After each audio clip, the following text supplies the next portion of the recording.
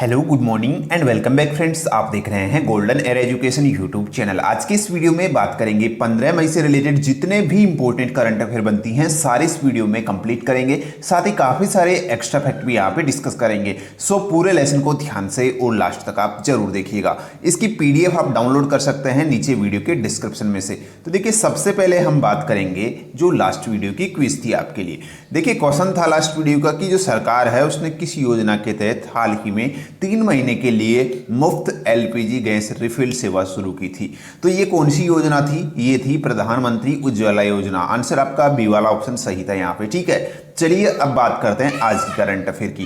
देखिए पहला क्वेश्चन है, पुरुष महिलाओं की तुलना में कोविड-19 के लिए अधिक संवेदनशील है जिसका कारण ACE2 एंजाइम है। ACE2 का मुख्य कार्य क्या है? देखिए हाल ही एक रिपोर्ट जारी की गई है, इसमें बताया है कि जो पुरुष हैं वो महिलाओं की तुलना में ज़्यादा संवेदनशील है कोविड-19 के लिए। यानी कि सिंपल सी बात हम बोले तो जो महिलाएं हैं उनमें कम होता है ये कोविड-19, जबकि पुरुषों में ज़्यादा होता है। इसका क्या कारण है? शोध ने बताया कि इसका कारण है ACE2 एंजाइम। ठीक है, तो इसका कार्य यहाँ पे पूछा गया है, इसका कार्य क्या है? इस एंजाइम का मुख्य कार्य क्या है? इसका कार्य है रोग प्रतिरोधक एमिनो एसिड के परिवहन को विनियमित करना।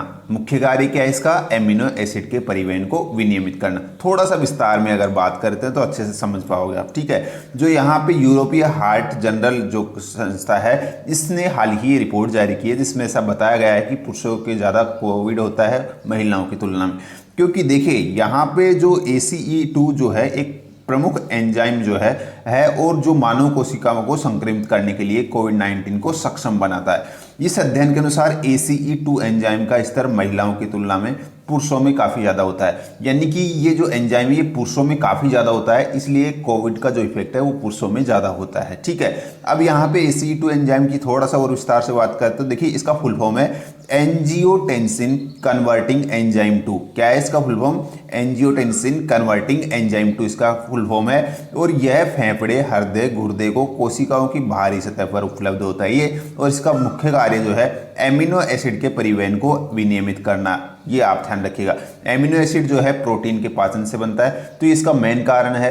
और इसी के वजह से जो है इसकी अधिकता के कारण ही पुरुषों में कोविड-19 ज़्यादा होता है महिलाओं की बजाय। ठीक है, तो ये चीज़ आपको समझ में आ गई होगी। अब बात करते हैं नेक्स्ट क्वेश्चन। देखिए हाल ही खबरों में रहा स्पिरुलिना क्या है? देखिए यहाँ पे स्पिरुलिना जो है ये क्या है ये पूछा गया है। ठीक है, स्पिरुलिना, यहाँ पे स्पिरुलिना जो है एक साइनोबैक्टीरिया है। क्या है? साइनोबैक्टीरिया है। थोड़ा सा बात करते हैं क्यों चर्चा में रहा है। सबसे पहले तो ये जान लेते हैं कि ये क्यों न्यूज में रहा अभी। देखिए जो मैसूर स्थित जो केंद्रीय खाद्य प्रौद्योगिकी अनुसंधान संस्थान, ठीक है, जिसको शॉर्ट में कहते हैं CFTRI, इसने हाल ही में एक मतलब कि ग्राउंडनट चिक्की का विकास किया है जिसको किससे बनाया गया है? स्पिरुलिना से बनाया गया है। किससे? स्पिरुलिना ग्राउंडनट चिक्की इसका नाम दिया गया है। इसका नाम ये क्यों रखा गया? क्योंकि ये जो ग्राउंडनट चिक्की है ये इसी जो स्पिरुलिना है इससे बनाई गई है। अब यहाँ पे स्पिरुलिना जो है इससे यहाँ पर देखिए एक ऐसा जीव है जो ताजे और खारे पानी जो दोनों में जो है ये बढ़ता है।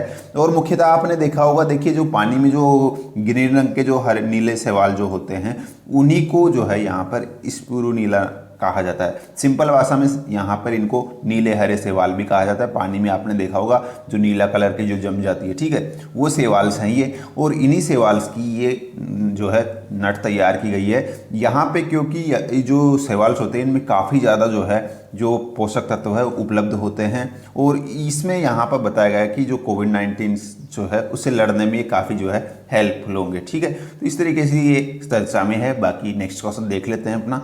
किसको भारतीय पुरातत्व सर्वेक्षण जो ASI है इसका नया महानिदेशक चुना गया है? वेरी इंपॉर्टेंट है। देखिए यहाँ पे ASI का नया महानिदेशक चुना गया है जो V विद्यावती है, इनको चुना गया है। किसे?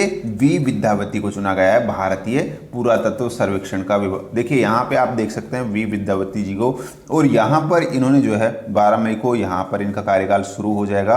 और आपको यहाँ पर ये चीज़ ध्यान रखनी है। इसके अलावा देखिए यहाँ जो हमने बात की है ASI की, तो इसके संस्थापक है अलेक्जेंडर कनिंघम। और जो इसका जो मतलब कि स्थापना हुआ था वो था 1861 में जो है इसकी स्थापना हुई थी। और यहाँ जो इसका हेडक्वार्टर है वो कहाँ है? नई दिल्ली के अंदर इसका हेडक्वार्टर है। चलिए ये सारी चीज़ें हो गई हमारी। अब बात करते हैं नेक्स्ट क्वेश्चन की। पीएम फंड जो पीएम केयर फंड है, इससे हाल ही में 3100 करोड़ रुपए आवंटित किए गए हैं, जिसका अधिकतम हिस्सा कहाँ उपयोग होगा। तो देखिए इसका जो मैक्सिमम जो फंड है वो कहाँ पर उपयोग होगा, वेंटिलेटर्स खरीदने में इसका इस्तेमाल किया जाएगा। देखिए यहाँ पर हाल ही में जो पीएम फंड है, ठीक है, इससे लगभग 3100 करोड़ रुपए जो है निकाले गए हैं। कितने? 3100 करोड़ रुपए जो है इससे निकाले गए हैं, और इसका उपयोग मैक्सिमम जो है जो 50,000 के समथिंग जो वेंटिलेटर्स है खरीदने के लिए किया जाएगा। और इसके अलावा जो है जो राज्य हैं उनको भी इसमें 1000 करोड़ जो है आवंटित किए गए हैं इसके अंदर से, जिससे कि जो राज्य हैं सभी राज्य वो वहाँ के लोगों की जो है सहायता कर सके। ठीक है, तो इस तरीके से इसका उपयोग किया जाएगा, और मैक्सिमम जो इसका जो यूज है वो वेंटिलेटर्स खरीदने के लिए किया जाएगा। ठीक है, यहाँ पर अगर मैं पीएम केयर फंड की बात करूँ तो अच्छे से आपको पता ही है, अभी रिसेंटली पिछले महीने शुरू किया गया था पीएम मोदी के द्वारा, और इसमें काफ़ी सारा धन जो है लोगों ने दान किया था। ठीक है, इसके जो अध्यक्ष हैं वो प्रधानमंत्री खुद हैं, और इसके अन्य जो सदस्य हैं उसमें गृह मंत्री हैं, रक्षा मंत्री हैं और वित्त मंत्री इसमें शामिल हैं। तो ये तो हो गया यहाँ पर इसके बारे में। अब बात करते हैं, हमारा नेक्स्ट क्वेश्चन है जो देखिए यहाँ पे केंद्र सरकार ने किस उद्देश्य से देश के चुनिंदा जिलों में आबादी आधारित सीरो सर्वे की घोषणा की है। सीरो सर्वे यहाँ पे बात कर रहे हैं, सीरो सर्वे की बात कर रहे हैं, ध्यान रखिएगा। इसका उद्देश्य क्या है इस सर्वे का, तो देखिए जो लोग हैं जो ग्रामीण इलाके हैं, ठीक है, जो कुछ यहाँ पे सिलेक्टेड जो जिले हैं उनके अंदर लोगों की एंटीबॉडी विकास का पता लगाने के लिए ही ये सीरो सर्वे की घोषणा की गई है केंद्र सरकार ने। ठीक है, ये आप ध्यान रखिएगा। थोड़ा सा विस्तार से अगर बात करें सीरो सर्वे की, तो देखिए यहाँ पर जो सीरो सर्वे है इसमें किसी खास इलाके में एक साथ कई लोगों के ब्लड सीरम्स टेस्ट किए जाते हैं। आमतौर पर ये जिले के स्तर पर होता है, इससे ये पता चल जाता है कि आखिर संक्रमण किस स्तर पर फैल रहा है। ये आपको ये ध्यान रख लेना। तो यही है सीरो सर्वे, एक मतलब कि देखा जाता है लेवल, एंटीबॉडी चेक की जाती है ह्यूमंस की एक पर्टिकुलर एरिया में, और उसके आधार पर उस एरिया का पता लगा लिया जाता है कि इसमें संक्रमण कितने लेवल पर है। ठीक है, तो ये है सीरो सर्वे। देखिए नेक्स्ट क्वेश्चन है अपना, प्रधानमंत्री ने देश को आत्मनिर्भर बनाने के लिए 5 स्तंभों की घोषणा की है। तो इन 5 स्तंभों में क्या शामिल है, मैंने पिछले वीडियो में बताया था। हाल ही में देखिए जो फंड हाल ही में शुरू मतलब कि जो दिया गया था उसके साथ ही 5 स्तंभों की घोषणा की थी पीएम मोदी ने।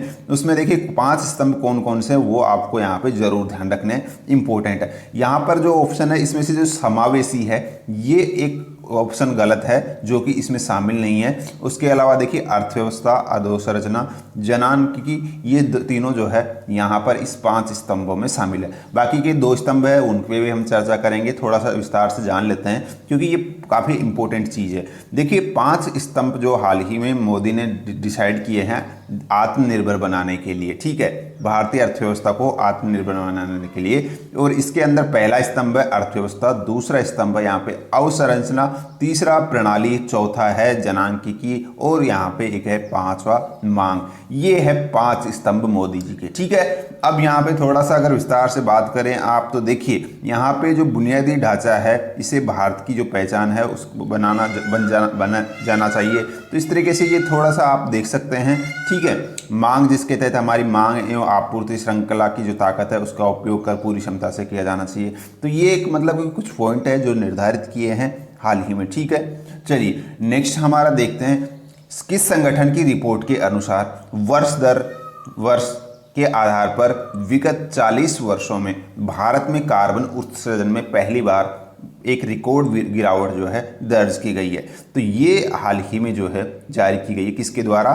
CREA के द्वारा। किसके द्वारा? CREA के द्वारा ये रिपोर्ट जारी की गई है, जिसमें हाल ही में बताया गया कि पिछले 40 सालों में सबसे कम जो कार्बन डाइऑक्साइड है उसका जो है हाल ही में उत्सर्जन हुआ है। तो ये आप ध्यान रखिएगा। चलिए नेक्स्ट यहाँ पे देखिएगा, विश्व आर्थिक मंच जो है WEF, इसके द्वारा भारत को वैश्विक एनर्जी ट्रांजिशन इंडेक्स में कौन से स्थान पर रखा गया है? वेरी इंपॉर्टेंट क्वेश्चन है, देखिए ये ध्यान रखिएगा। इसमें भारत जो है कौन से स्थान पर रहा है? 74वें स्थान पर रहा है। ठीक है, चलिए थोड़ा सा विस्तार से बात कर लेते हैं इसके बारे में। और देखिए तो देखिए यहाँ पर ये जो सूचकांक है ये किसके द्वारा, जो वर्ल्ड इकोनॉमिक फोरम है इसके द्वारा जारी किया गया है, ठीक है, WEF के द्वारा इसको जारी किया गया है। दूसरा पॉइंट यहाँ पे जो इंपॉर्टेंट है वो है भारत को, यहाँ पर देखिए टोटल इसमें कितने देशों को शामिल किया गया था, दुनिया के 115 देशों को इसमें शामिल किया गया है, ठीक है। और 115 देशों में जो है भारत को कौन से स्थान पर रखा गया है, 74वें स्थान पर रखा गया है। चलिए यहाँ पर अगर मैं बात करता हूँ, देखिए इस सूचकांक में पहले स्थान की, तो स्वीडन अपनी पिछली साल की रैंकिंग के साथ इसमें पहले स्थान पर है। पहले स्थान पर कौन है, स्वीडन है। उसके बाद में देखिए स्विट्जरलैंड और फिनलैंड पहले, दूसरे और तीसरे स्थान पर है इसके अंदर। और यहाँ पर आखिरी स्थान जो है वो हेती को प्राप्त हुआ है। मुख्यतः देखिए या तो पहला स्थान पूछा जाता है या आखिरी स्थान पूछा जाता है, ये आप तो ध्यान रखिएगा, ठीक है। तो हेती जो कंट्री है इसको आखिरी स्थान मिला है, यानी कि 115वां स्थान इसमें मिला है। पहला स्थान स्विट्जरलैंड को मिला है। उसके अलावा यहाँ पर देखिए अगर मैं बात करता हूँ तो भारत जो है, इसके बारे में अगर हम बात करें तो पिछले वर्ष की अपेक्षा भारत को जो है इस बार 2 स्थानों का जो है इसमें सुधार किया है भारत ने, ठीक है, यानी कि 2 स्थान ऊपर आ गया है भारत, इस बार सुधार हुआ है। तो ये हो गया इसके बारे में। और उसके अलावा देखिए अगर मैं बात करता हूँ तो ये किस आधार पर ये रिपोर्ट तैयार की जाती है, विश्व के अंदर जो मतलब कि ऊर्जा सुरक्षा, ठीक है, प्रदूषण स्तर और सतत पर्यावरण विकास, इस तरीके के जो पॉइंट्स हैं उनको आधार रखकर ये रिपोर्ट्स तैयार की जाती है, ठीक है, ये रैंकिंग तैयार की जाती है। तो ये हो गया हमारा इसके बारे में WEF की जो वैश्विक ऊर्जा संक्रमण सूचकांक है, इसके बारे में। हिंदी में इसको वैश्विक ऊर्जा संक्रमण सूचकांक कहते हैं, ये भी आप ध्यान रख लीजिएगा, ठीक है। इंग्लिश में वर्ल्ड ट्रांजिशन इंडेक्स, ठीक है, ETI। चलिए नेक्स्ट क्वेश्चन देखिएगा। न्यू डेवलपमेंट बैंक NDB द्वारा भारत को आपातकालीन सहायता कार्यक्रम के लिए कितना ऋण मंजूर किया है? तो इसने जो है $1 बिलियन अमेरिकी डॉलर भारत को ऋण मंजूर किया है न्यू डेवलपमेंट बैंक ने, ठीक है। चलिए यहाँ पे न्यू डेवलपमेंट बैंक की हम बात कर रहे हैं, थोड़ा सा ध्यान रख लीजिएगा।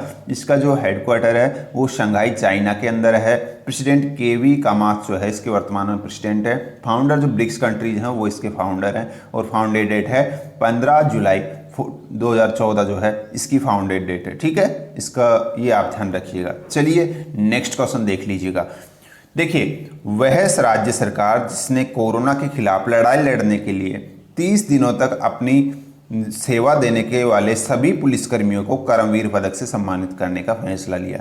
देखिए कौन सा जो यहाँ पे मध्य प्रदेश इसका सही अंश होगा, जिसने हाल ही में यहाँ के जो मध्य प्रदेश सरकार है इसने मतलब 1 महीने तक की ड्यूटी करने वाले जो शहीद पुलिसकर्मी हैं, ठीक है, उनको जो यहाँ के मुख्यमंत्री शिवराज चौहान जी, उन्होंने ये घोषणा की है कि उनको ये यहाँ पर जो कर्मवीर पुरस्कार है इससे सम्मानित किया जाएगा, ठीक है, ये आप ध्यान रखिएगा। चलो मध्य प्रदेश की बात की है, थोड़ा सा मध्य प्रदेश में चल के आते हैं हम एक बार। देखिए यहाँ पर पहले तो हम जानेंगे कि मैप में कहाँ पर मध्य प्रदेश हमारा बैठा हुआ है और उसके अंदर हम फिर बाद में चलेंगे, ठीक है। चलो हम यहाँ पर देख रहे हैं ये जो है हमारा ये है मध्य प्रदेश, ठीक है। ये इधर आप अगर राजस्थान से हैं तो आपकी बॉर्डर शेयरिंग इससे हो रही है मध्य प्रदेश से। उसके अलावा गुजरात इसकी बॉर्डर शेयर करता है और उसके अलावा जो यहाँ पे महाराष्ट्र है उससे भी इसकी बॉर्डर शेयरिंग हो रही है। आता है इधर छत्तीसगढ़ से बॉर्डर शेयरिंग हो रही है और इधर यहाँ पे उत्तर प्रदेश से इसकी बॉर्डर शेयरिंग हो रही है। तो ये है इसके कुछ जो बॉर्डर शेयरिंग जो पड़ोसी राज्य, ठीक है, मध्य प्रदेश के। चलिए उसके बाद में देखिए मध्य प्रदेश का जो अंदर से अगर मैं बात करता हूँ तो इसका जो गठन हुआ था 1 नवंबर 1956 को हुआ था। कैपिटल भोपाल है। और अगर यहाँ पे मैं बात करता हूँ गवर्नर की, तो यहाँ पर जो गवर्नर है वो है लालजी टंडन। मुख्यमंत्री अगर पूछा जाता है तो शिवराज सिंह चौहान है बीजेपी पार्टी से। और यहाँ पे जो विधान परिषद की जो संख्या है वो है, कितनी सीटें हैं, 230 सीटें हैं। उसके अलावा एरिया के हिसाब से इसका जो है दूसरा स्थान है, ठीक है, ये तो हो गया। उसके अलावा देखिए यहाँ पे जो इसके सिंबल्स हैं वो भी आपको मैं बता देता हूँ। देखिए इसका जो राजकीय बर्ड है वो है इंडियन पैराडाइज फ्लाई कैचर, ठीक है। उसके अलावा जो फिश है वो है मैसर और जो फ्लावर है राजकीय फ्लावर वो है पैरट ट्री, ठीक है। उसके अलावा फ्रूट है मैंगो और ट्री है बनियान ट्री। ये हो गए इसके सिंबल्स एमपी के। अब बात करते हैं, देखिए नेक्स्ट जो आज की क्विज है इसका आंसर कमेंट बॉक्स में लिखना है। क्वेश्चन है कि द विनिंग सिक्सर पुस्तक के लेखक कौन है? जो भी सही आंसर है कमेंट बॉक्स में लिखिएगा। सो गाइस ये थी आज की करंट अफेयर। उम्मीद है वीडियो पसंद आई तो लाइक शेयर जरूर कीजिएगा। मिलते हैं नेक्स्ट वीडियो में, धन्यवाद।